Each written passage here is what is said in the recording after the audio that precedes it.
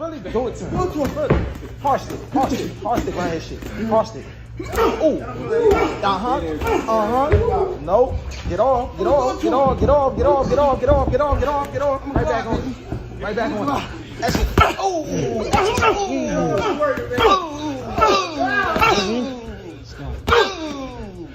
Body. Touch his body. Still hard stick his body.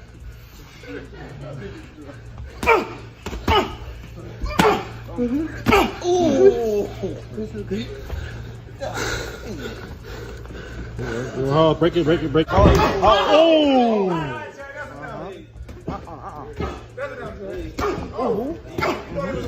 Oh. 30 seconds. Oh, he drunk.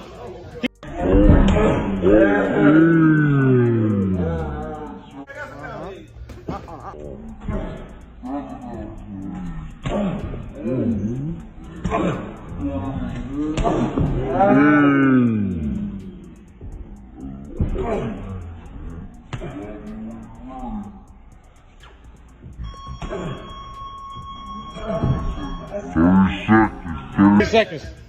Oh, he drunk. There's been mixed feelings on Gervonta Tank Davis and Redkach sparring. Errol Spence gave his reaction to Gervonta Tank Davis sparring, where he said, man, dude was hurt from what I seen. I don't think it was just highlights. That's what Errol Spence referring to. Because Redkach said, or threw the narrative out there, that Gervonta went hard for like 30 seconds and he was pretty much getting outclassed or get hit to the body throughout the sparring, and he didn't want to do the last 2 rounds. So Errol Spence said, dude was hurt from what I seen. Errol Spence stated, if somebody recording that's your trainer or people fought you with should have made them stop and delete it. Now, I have to agree with Errol Spence 1,000% because he's the most trustworthy when it comes to this conversation. I'm the type of person I like to think for myself. I'm the type of person that I like to seek out the truth myself because so many people lie nowadays. So I'd rather seek out the truth myself and do my own research and think for myself since so many people lie. But Errol Spence is the most reliable when it comes sparring and what happens in sparring, because what happens in sparring stays in sparring. And Errol Spence moved by that code. He lives by that code. We all know the Floyd Mayweather story and the sparring with Errol Spence, where according to a lot of people, some people in Floyd Mayweather's gym, they said that Errol Spence pretty much did better than every single sparring partner that Floyd Mayweather sparred with. That's high praise. Now, they didn't say how much he did, how great he did, but they pretty much revealed a whole lot. I can't mention too much because, of course, I have to live by the code as well. But nevertheless, for a fighter that's 21 years old, right, to perform better than Canelo Alvarez at the time, who had 50 fights. He couldn't even win a single minute in that fight, right? And Errol Spence did better than Canelo at 21 with like 5-6 fights. Errol Spence, for the people that's not informed, he got kicked out of the gym, the TMT gym. And when he left, he didn't mention anything or say anything.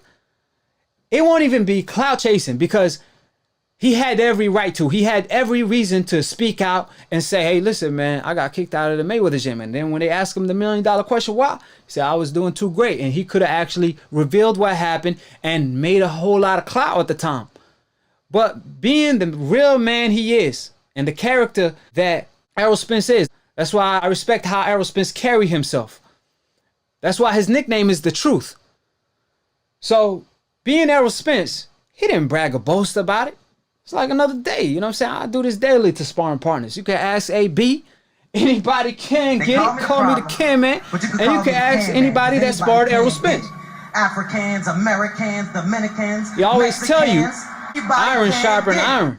So with his situation with Floyd Mayweather, he's the most reliable and the most trustworthy to speak on such a matter. Now, I must point out that Gervonta is his homeboy too. Of course, he's going to give him the benefit of the doubt. But nevertheless, Errol Spence, if he's going to say something, I'm pretty sure he means it. So I'm going to hold him to it. Now, like I said, Errol Spence had every right to break the rule of what happens in sparring stays in sparring because like I said, Mayweather pretty much did him dirty. But then, of course, like Floyd Mayweather did make it up. He did invite Errol Spence back. He knew he did Errol Spence dirty, and he gave him high praise after that. And he always mentioned that Errol Spence gave him a good sparring. He was rusty and all, and he had to catch up. You know, these young fighters made him sharp, and that's why he beat Guerrero and Canelo the way he did, because he was sparring with the likes of Errol Spence, and he was getting great work in sparring. He always talked about that, right? But nevertheless, Errol Spence didn't break the code through all of that, even though he had every right to. Now, when Errol Spence said, this man, he could have told Gervonta and his team, stop recording. I know he was badly hurt, but he was literally looking at the camera.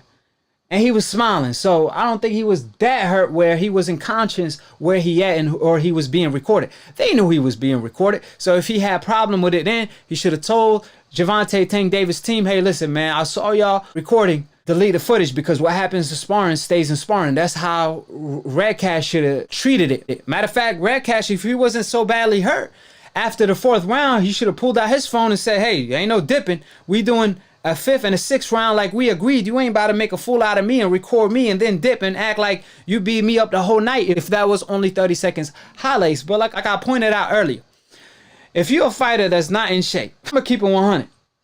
You ain't about to go easy and work on technique and do all of that like trainers said and criticized Gervonta of doing. They said he should be working on his technique and all that. But when you're out of shape, you're going to need to put some on him, something nice to keep him at bay and respect you, because you're not in condition to do all of that movement and dodge and do all of the above. And also, like I said, when you do get hit, that sparring shit goes out of the window. It goes to a real fight, because you get hit one time, you're going to want to get your lick back. So nevertheless, I just think Gervonta made some highlights out of him and he put it out. You know what I mean? Tank, tell you stop arguing with these dudes, man. Go in and get the house so I can bring all your brothers down there that spars with you. Let your brothers take care of them. They're gonna want them in the car right now. Yeah, bro. You don't even gotta feed into that bullshit. Yeah, you can put your little brothers on that light work. They can't fuck with me. They damn sure can't fuck with me. And that's one of your brothers, man. You got like 6 of them. I bring Ramos, I bring Damon, I bring Ice, And you got a I sister. bring Truck. Oh yeah, I got a sister back here. Hey, me and Tank already talked about that. You ain't got to put in all the work by yourself, man. You got help. We'll come down there. We coming down there. Get the house. We'll be down there. I want to go to every gym in Los Angeles and get some work. Peace.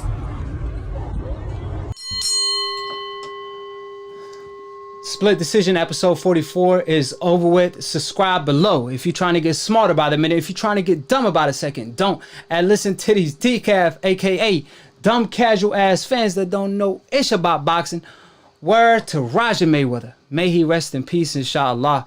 And like I always say, 3 things that can never ever be hidden: the sun, the moon, and the truth that I spit on the mic daily. Everything that I say could be proven. Everything that I say is a fact. When the facts are laid out, they trump opinions. When the truth is spoken, the other side is nothing but a lie. So, to all the decafs, I have the decafs kryptonite, which is the truth. Every time they hear the truth, they act like they can't hear. They act like they don't speak any English. Every time they see the truth right in front of their face, the hard evidence, mountain of evidence, they act like they Stevie Wonders.